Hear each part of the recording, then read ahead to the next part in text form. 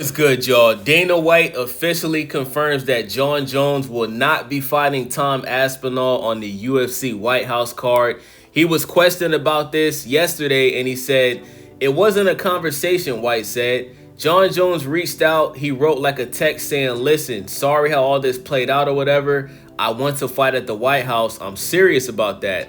When Gelb asked if it had changed his stance on the issue, White quickly replied, "No, I appreciate it. I appreciate him reaching out and doing that, but I need people I can count on for this fight. I know who they are and I know who they are not." Now, when asked about Conor McGregor returning and potentially fighting at the White House card, he said while fans may be disappointed to learn they're not getting a Jon Jones return next summer, they can still look forward to another legend potentially returning. Despite pulling out of his last scheduled fight and being out of action for 4 years, White is confident in Conor McGregor being reliable enough for consideration, telling the Wade Concept Jon Jones is the greatest of all time. I still know that to be a fact. Let me see what else they said. Listen, man, you can say what you want about Dana White, right? I know a lot of people don't like Dana White because of his harsh stances, and a lot of people feel like the UFC doesn't pay their fighters properly. We just seen that lawsuit where a bunch of MMA fighters just got paid out millions of dollars, right? Shout out to Anderson Silva. He just got paid a nice check. But listen, man, when it comes to business, man, and when it comes to standing on business, Dana White, he's a good boss, man. Like, he doesn't let people fuck him over. Dana White basically said that the whole Jon Jones situation thing, he said this is the first time that he's had a fighter pull out of a fight for no valid reason. Jon Jones said that in order for him to take a fight with Tom Aspinall, he would need the biggest payday of his career, right? He asked for a certain amount of money. Dana White agreed to it. They offered him the money, and Dana White basically said that the fight was done. He said the fight was done. He gave Jon Jones what he asked for. And at the last minute, days or hours before Dana White was going to officially announce the fight, Jon Jones decided to pull out of the fight and retire.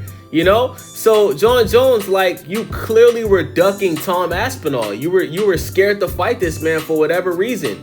You kept talking about how the fight does nothing for you, and you rather fight, Francis Ngannou, who's no longer in the UFC. Dana White hates Francis Ngannou. That's not going to happen. You said that you rather fight Alex Pereira.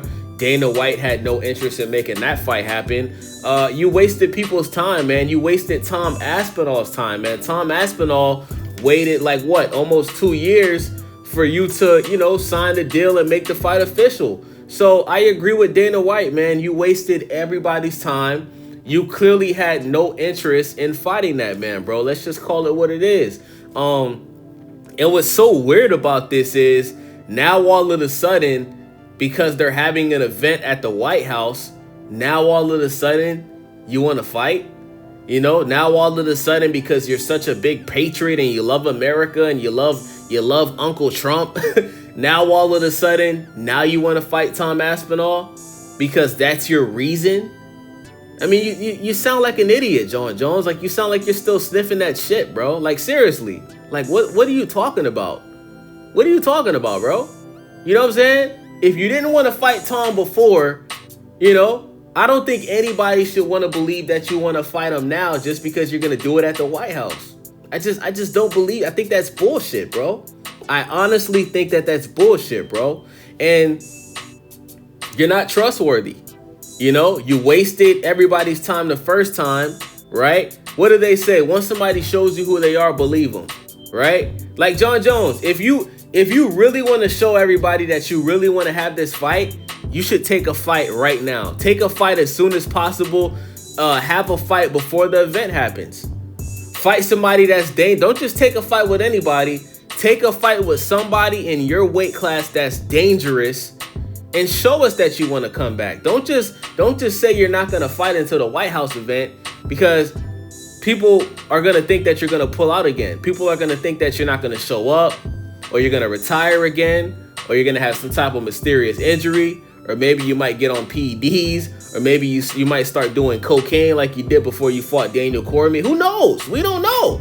But As of right now, nobody believes that you will fight Tom Aspinall. Whether the fight was at the White House, whether the fight was on Mars, right? Whether you guys fight next to the Hollywood sign over there in California, we don't believe you, man. Shout out to Dana White for standing on business, holding his ground, and not falling for the bullshit, bro.